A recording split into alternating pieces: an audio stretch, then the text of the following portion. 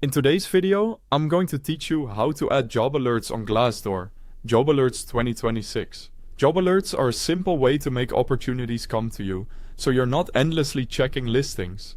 By the end, you'll have a customized alert that pings you with roles that match exactly what you want. First, open your browser and go to glassdoor.com. You can do this on desktop or mobile. The flow is very similar. Make sure you're on the official site, then head to the home page so everything we do lines up with what you see. Next, sign into your Glassdoor account. This is quick. Use your usual login method. If you're already signed in, you're good to go and can keep moving. Now, look to the top right of the page and click the profile icon. In the menu that opens, select Notifications. This takes you to a central place where Glassdoor manages what it sends you, including push and email updates. If your layout looks a little different, you might see Settings first and Notifications inside it. Either route is fine. Inside Notification Settings, find the section labeled Jobs. Click it to open the drop-down. This area controls alerts about new postings so you don't miss roles that match your interests. Opening the drop-down reveals options specifically tailored to job-related updates. Click Add Job Alert.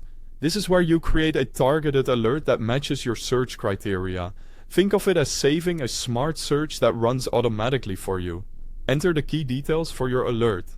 In the job title or keyword box, type what you're looking for, like product manager, registered nurse, or phrases such as entry-level data analyst.